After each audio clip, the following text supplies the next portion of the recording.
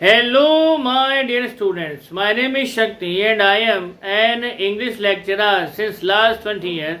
And today we will give a summary of the text on the face of it, chapter number 6 from the book Vistar.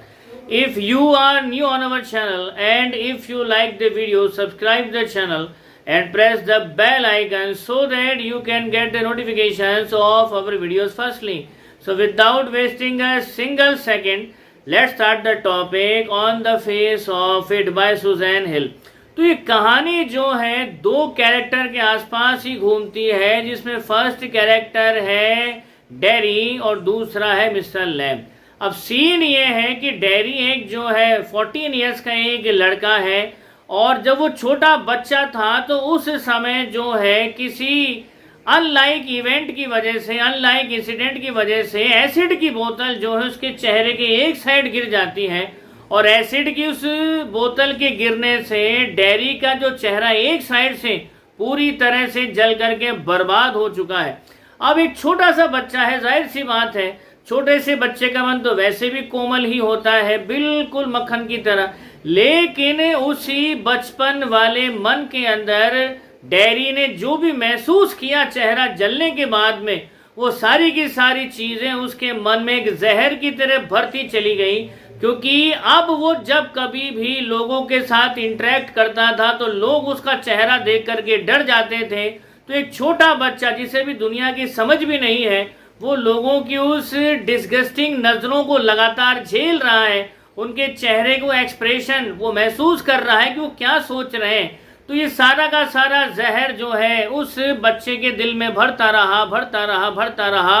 और अब scene ये है कि dairy की condition ऐसी है कि अगर उसका बस चले तो पूरी दुनिया को आग लगा दे। उस डेरी की मुलाकात होनी थी और होती है मिस्टर लैम नाम के एक पर्सन से।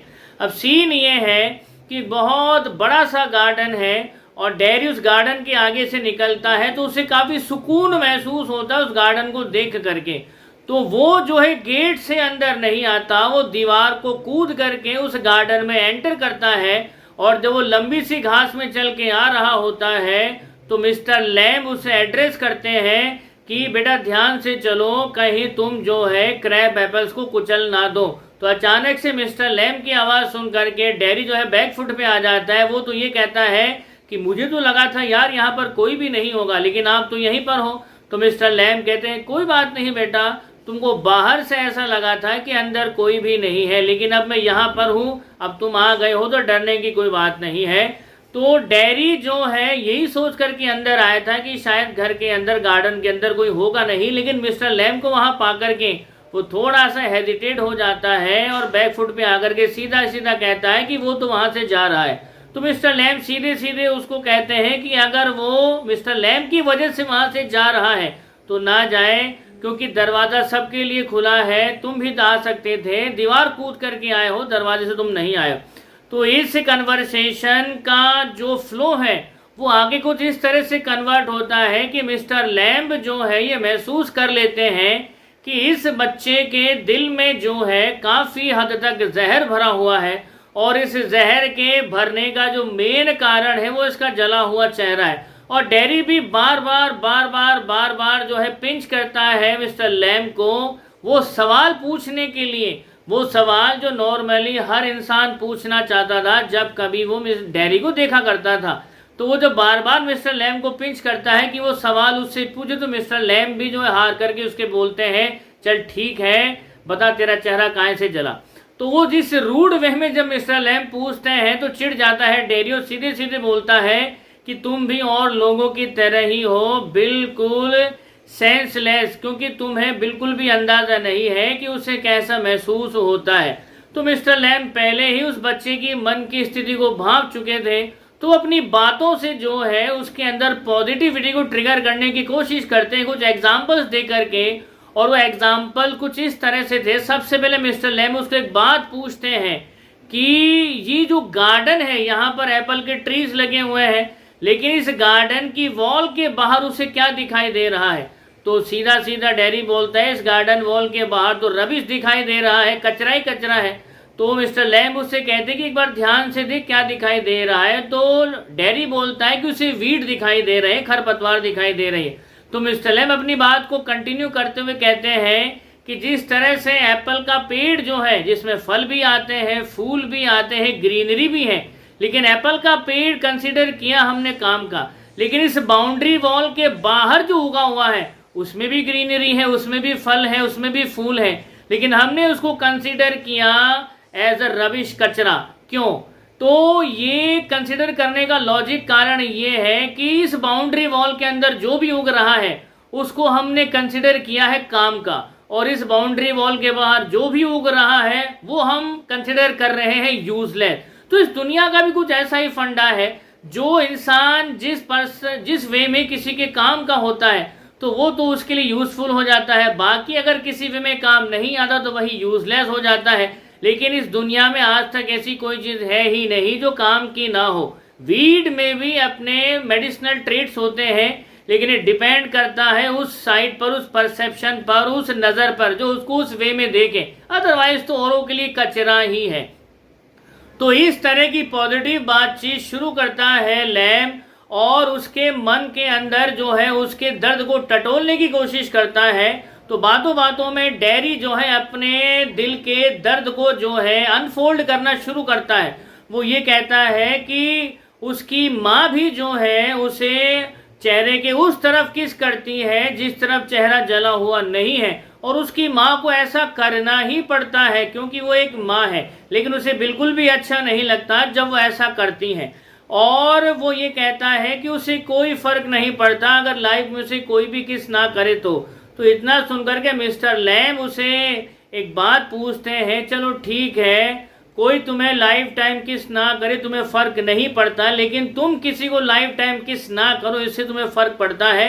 तो इसका जवाब देते समय थोड़ा सा हेजिटेट हो जाता है डेरी। वो कहता है who will let him the kiss? Then mister Lamb replied who beautiful girl. तो मिस्टर लैम्ब कहते हैं कि कौन जाने कोई लड़की तुमसे प्यार कर बैठे and she might allow you to kiss. तो ये बात सुन करके जो है डेरी सीधा सीधा कन्फ्रंट करता है मिस्टर लैम्ब को कि मिस्टर लैम्ब आप बहुत ही अजीब अजीब और बेतुकी सी बातें करते हो।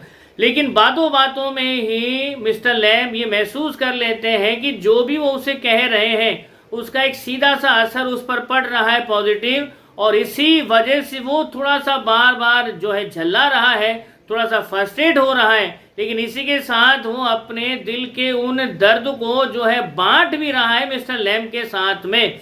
तो आगे वो अपनी बात को कंटिन्यू करते हुए कहता है डेरी मिस्टर लैम्ब को कि दरअसल एक बार जो है उसके घर पर कोई पर्सन आया था, वो ये कह रहा था कि डेरी जैसे जले हुए चेहरों के लोगों को, डेरी जैसे जले हुए चेहरों वाले लोगों को जो है सोसाइटी में खुला घूमने ही नहीं देना चाहिए, इनको तो इनके जैसे लोगों के बीच में रखना चाहिए ताकि जो कॉमन पर्सन है, नॉर्मल ऑर्डिनरी लोग हैं, उनको किसी तरह की परेशानी ना हो।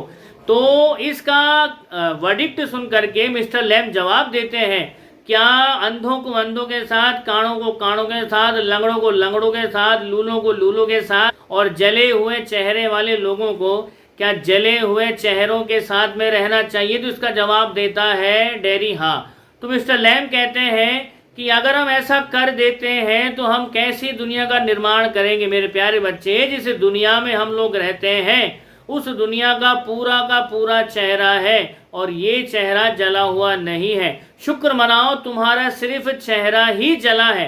तो इतना सुनते ही डेरी फिर भड़क जाता है। वो ये कहता है कि तुमने क्या कहा? मेरा सिर्फ चेहरा ही जला है? तुम्हें क्या पता मुझे क्या महसूस होता है, मेरी लाइफ किस तरह की हो गई है, और मैं जहां कहीं भी जाता हूं लोग मेरा चेहरा देख करके डर जाते हैं, और वो जो है अपना डर छुपाने के लिए मीठी मीठी बातें करते हैं, बेफिजूल बेसिर पैर की बातें करते हैं, लेकिन मैं जानता हूं कि वो मुझसे डरे हुए होते हैं।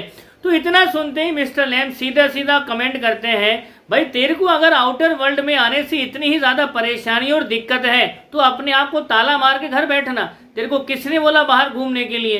तो मिस्टर लैम्ब एक एग्जाम्पल देकर के डेरी को समझाने की कोशिश करते हैं कि एक बार एक आदमी था जिसे हर चीज से डर लगता था, तो उस आदमी को हमेशा ऐसा लगता था कि अगर वो बाहर की दुनिया में गया तो उसका कुछ ना कुछ बुरा हो जाएगा। उसे डर लगता था कि अगर वो बाहर निकला तो कोई बस उसे कुचल करके चली जाएगी और उसकी मौत हो जाएगी। उसे डर लगता था कि अगर वो कहीं बाहर निकला और किसी ने उसके ऊपर छींक दिया तो डेडली जम्स की वजह से उसकी मौत हो जाएगी। उसे डर लगता था कि अगर वो कहीं बाहर निकला और किसी गधे ने दुलत्ती मार दी तो उसकी वजह से उसकी मौत हो जाएगी। उसे डर लगता था कि अगर वो बाहर निकला और उसके ऊपर बिजली गिर पड़ी तो बिजली से उसकी मौत हो जाएगी। उसे डर लगता था कि अगर वो कहीं बाहर निकला और किसी लड़की से उसे प्यार हो गया और लड़की ने उसे धोखा दे दिया तो उसके गम में वो मर जाएगा। उसे डर लगता था कि वो अगर बाहर निकला और किसी केले के छिलके पर फिसल गया तो लोग उसके ऊपर हंसेंगे तो उस शर्मिंदगी से वो मर जाएगा। तो उसने इन सारी चीजों से अपने आप को बचाने के लिए एक कमरे में अपने आप को लॉक कर लिया। लेकिन जो होना है वो तो होके ही रहता है। तो अपने आप को रूम में लॉक करने के बावजूद भी हुआ ये कि उसके बेड के ठीक ऊपर एक बहुत बड़ी पेंटिंग लगी हुई थी जो सीधा उसके सर पर आकर के गिरती है और उसकी मौत हो जाती है। तो इतना सुनते ही डैरी बेतहाशा हंसने लगता है। बोले तुम बड़ी अजीब सी बातें करते हो मिस्टर लैम, जो मेरी समझ के बाहर है। तो मिस्टर लैम सीधा सीधा कहते हैं कि कुछ लोगों को मेरी बातें अजीब लगती हैं लेकिन मेरी बातें कहीं भी अजीब नहीं है।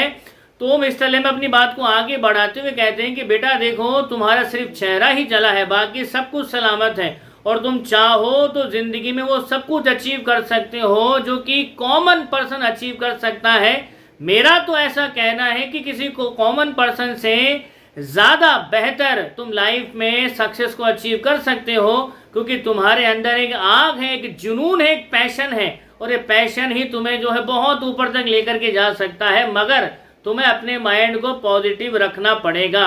तो डैरी पूछता है पॉजिटिव कैसे रखूं? तो मिस्टर लैम सीधा सीधा बोलते हैं चीजों को ऑब्जर्व करो, सुनो, देखो, लोगों से बातें करो, कुछ नई सीखो, कुछ अपनी कहो, कुछ औरों की सुनो। तो इस तरह से आप जो है नॉलेज का एक्सचेंज करोगे, चीजों को जो है नोटिस करोगे, ऑब्जर्व करोगे, तो आप जो है बहुत कुछ सीखोगे और ये सीखा हुआ ही जो है आगे आपके काम आएगा, आपके लाइफ को पॉजिटिव बनाने के अंदर। तो ये सुन करके डैरी सीधा सीधा बोलता है कि मिस्टर लैम आप बड़ी अजीब अजीब सी बातें करते हो। अच्छा एक बात बताओ, इतने बड़े से घर में आप अकेले रहते हो या आपको कोई दोस्त वोस्त भी है? तो मिस्टर लैम सीधा सीधा बोलते हैं कि उनके बहुत सारे दोस्त हैं, बहुत सारे दोस्त हैं और सैकड़ों दोस्त हैं। तो डैरी ये कहता है कि आपसे कोई पर्सन एक बार मिला और एक बार मिलने के बाद में दोबारा कभी मिला ही नहीं, तो भला आपका वो दोस्त कैसे हुआ?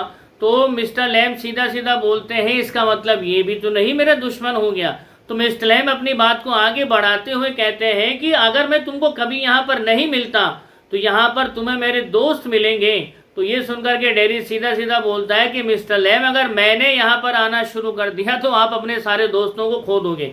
तो मिस्टर लैम इस बात का जवाब यूं देते हैं कि देखो चांस तो लेना पड़ेगा, चांस तुमको भी लेना पड़ेगा कि वो तुमको देख करके कैसे रिएक्ट करते हैं, और चांस जो है उनको भी लेना पड़ेगा कि तुम्हारे आने से उन्हें क्या परेशानी होती है। तो दोनों तरफ से चांस लेना पड़ेगा। तो मिस्टर लैम अपनी बात को आगे बढ़ाते हुए कहते हैं कि डैरी अगर चाहे तो यहाँ रुक सकता है और उनकी हेल्प कर सकता है क्रैब एप्पल्स को तोड़ने में। तो इतना सुनते ही जो है डैरी बोलता है कि मैं जो है अपनी माँ की परमिशन के बगैर कहीं भी नहीं आता जाता हूँ। तो इसी कन्वर्सेशन के बीच में जो है एक बात और पूछता है डैरी मिस्टर लैम्ब से। अब मिस्टर लैम्ब को बच्चे जो है लैमी लैम्ब कहकर के बुलाते थे, एक टांग वाला लंगड़ा। लेकिन कमाल की बात यह है कि मिस्टर लैम्ब ने कभी भी ना तो अपनी टांग को छुपाने की कोशिश करी, ना ही उसको किसी वे में कवर करने की कोशिश करी, और ना ही उन्हें कभी इस बात से फर्क पड़ता है कि कौन उसे क्या कह करके बुला रहा है। वो तो ये कहते हैं कि वो एक टांग वाला लंगड़ा है, जो वो है, तो उसे चिढ़ने की क्या नीड है। तो जब आप अपनी किसी कमी को एक्सेप्ट कर लेते हो तो कोई भी आपको चिढ़ा नहीं सकता, और जब आपको कोई चिढ़ा ही नहीं सकता तो आपका मेंटल पीस कोई कैसे खराब करेगा। तो मिस्टर लैम्ब इतने काम और कूल थे, वो सीधे सीधे कहते हैं कि लोग मुझे एक टांग वाला लंगड़ा कह करके बुलाते हैं, बच्चे भी इसी नाम से बुलाते हैं, लेकिन मुझे कोई फर्क नहीं पड़ता क्योंकि मैं एक टांग वाला लंगड़ा हूं। तो बच्चे जो है इसके बावजूद मेरे गार्डन में आते हैं, मैं उन्हें शहद से बनी हुई टॉफी खिलाता हूं, बच्चे यहाँ एप्पल्स के लिए आते हैं और मुझे बड़ा अच्छा लगता है उनसे बातें करना, उनके लिए टॉफीज बना करके उनको बांटना। तो ये सारी की सारी बातें जो है डेयरी के मन में वो जहर जो भरा हुआ है उस जहर के निकलने का एक रास्ता तय करती है। तो जब मिस्टर लैम्ब उसे ऑफर करते हैं कि अगर डेयरी चाहे तो वो हेल्प करवा सकता है मिस्टर लैम्ब की उन क्रैब एप्पल्स को तोड़ने में, तो डेयरी सीधे सीधे बोलता है कि उसकी माँ की परमिशन के बगैर वो जो है कहीं भी नहीं आता जाता। तो मिस्टर लैम्ब पूछते हैं क्या तुम्हारी माँ जो भी तुमसे कहती है तुम उनकी हर बात को पॉइंट टू पॉइंट मानते हो क्या? तो मिस्टर लैम्ब की बात सुनकर के डेयरी कहता है कि मैं पॉइंट टू पॉइंट तो नहीं मानता, लेकिन माँ जो कहती है वो करना ही पड़ता है। माँ को हमेशा ये पता होना चाहिए कि मैं कहाँ हूँ, किस जगह पर हूँ, किसके साथ हूँ। तो मिस्टर लैम्ब ये बात सुनकर के बोलते हैं देख भाई, मेरी तो टांग टूटी हुई है, तेरी तो दोनों सलामत है, भाग करके तेरी माँ को इन्फॉर्म कर दे कि तू मेरे साथ में है। तो मिस्टर लैम्ब की ये बात सुनकर के डेयरी बोलता है मील दूर मेरा घर है और शाम हो चली है। तो मिस्टर लैम्ब बोलते हैं तो क्या हुआ? तो डेयरी बोलता है कि एक बार अगर मैं घर चला गया तो माँ उसे आने ही नहीं देगी। तो मिस्टर लैम्ब बोलते हैं कि तू फालतू झूठ बोल रहा, बकवास कर रहा है, एक बार अगर तू यहाँ से चला गया तो खुद नहीं आना चाहेगा। तो मिस्टर लैम्ब की ये बात सुनकर के डेयरी चिढ़ जाता है और वहां से भागते हुए जाते बोल करके सीधा सीधा बोलता है मिस्टर लैम्ब तुम नहीं जानते मैं क्या कर सकता हूँ, मैं क्या चाहता हूँ। तो मिस्टर लैम्ब सीधा सीधा बोलते हैं मुझे क्या पता तू क्या कर सकता है, करके दिखाए तो मानो। तो वो सीधा उठ करके चले जाते हैं अपनी मधुमक्खियों के पास में। लेकिन डेयरी वहां से दौड़ करके जाता जाता ये कह करके जाता मिस्टर लैम्ब लंगड़े बुढ़े तुझे नहीं पता मैं क्या कर सकता हूँ, लेकिन मैं वापस आऊंगा, तू देखना मैं वापस आऊंगा। तो ये चिल्लाता हुआ डेयरी वहां से दौड़ करके चला जाता है और मिस्टर लैम्ब को ऐसा लगता है कि शायद वो लौट करके नहीं आएगा। तो डेयरी सीधा पहुंचता है अपने घर पर। वहां पर उसकी माँ उसे कन्फ्रंट करती है कि ये मैं क्या सुन रही हूँ, आजकल तू किस बुढ़े उस पागल लंगड़े से मिल रहा है। तो इतना सुनते ही जो डेयरी है सीधा सीधा अपनी माँ को जवाब देता है कि माँ लाइफ में पहली बार मुझे कोई ऐसा मिला है जिसने मुझे ऐसी बात कही है जो मेरे लाइफ से कंसर्न करती है, मेरी लाइफ से बिलोंग करती है। और उस व्यक्ति ने पहली बार मुझे एहसास करवाया है कि मेरा जला हुआ चेहरा मायने नहीं रखता, मायने ये रखता है कि मैं क्या चाहता हूँ और मैं क्या अचीव कर सकता हूँ। तो डेयरी की ये बात सुनकर के माँ को ऐसा लगता है कि मिस्टर लैम्ब ने जो है दिमाग खराब कर दिया है उसका। तो बदले में डेयरी जवाब ये देता है कि मिस्टर लैम्ब ने कोई दिमाग खराब नहीं किया है, वो तो उनके पास में जा रहा है उनके क्रैब एप्पल्स तोड़ने में मदद करने के लिए। तो माँ उसे काफी डांटती डपटती है कि तू कहीं नहीं जाएगा, अगर घर से कदम तूने बाहर निकाला तो वो उसकी टांगे तोड़ देगी। तो अपनी माँ की बात को अनसुना करके डेयरी जो है बेतहाशा दौड़ता हुआ जाता है मिस्टर लैम्ब के घर की तरफ और चिल्लाते हुए कहता है कि मिस्टर लैम्ब मैंने कहा था ना मैं चाहूं तो कुछ भी कर सकता हूं, बुढ़े लंगड़े में आ गया हूं और मैं आ रहा हूं। अब सीन ये है कि डेयरी जो है अपने घर से दौड़ करके आ रहा है मिस्टर लैम्ब के गार्डन की तरफ और मिस्टर लैम्ब जो है एक बड़ी सी लैडर लेकर के, अब उनको ऐसा लगा था कि डेयरी लौट करके नहीं आएगा। तो मिस्टर लैम्ब एक बड़ी सी लैडर को लेकर के जो है क्रैब एप्पल्स को तोड़ ही रहे होते हैं कि तभी उनका बैलेंस बिगड़ता है और वो सीधा गिरते हैं धड़ाम से सर के बल उस घास के ऊपर। अब सर के बल गिरने की वजह से जो है ऑन द स्पॉट उनकी मौत हो जाती है।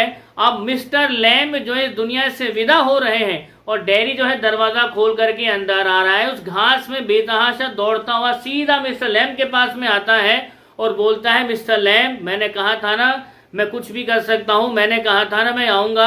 लेकिन उसकी इस बात का मिस्टर लैम्ब जवाब नहीं देते, खामोश पड़े रहते हैं। तो वो महसूस करता है कि मिस्टर लैम्ब जो है बोल नहीं रहे हैं। तो उसको महसूस होता है कि मिस्टर लैम्ब जो है सीढ़ी से गिर गए हैं और उनको काफ़ी चोट लगी है, लेकिन चोट लगी तो लगी, बोल क्यों नहीं रहे, तो अभी भी अनकॉन्शियस ही पड़े रहते हैं। तो डेयरी का दिल बैठ जाता है ये महसूस करके कि मिस्टर लैम्ब जो है शायद अब इस दुनिया में नहीं रहे।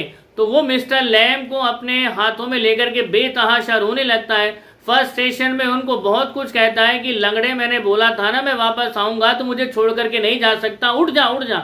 लेकिन मिस्टर लैम्ब तो जो है दुनिया से विदा हो चुके थे और सीन ये है कि डेयरी रो रहा है बेतहाशा मिस्टर लैम्ब के पास में बैठ करके और उसका वो मेंटोर, उसका वो गाइड जो उसके दिल से जहर को निकालने का एक रास्ता बताता है, वो रास्ता बताने वाला इंसान अब इस दुनिया में ही नहीं रहा। डैरी रोता हुआ वहीं पर बैठा रहता है। इसी के साथ में टेक्स्ट हमारा एंड हो जाता है। With these words I finish my summary of the text on the face of it. We will meet again in another summary of some other text. Till then keep smiling. Jai Hind, Jai Bharat, Vande Mataram.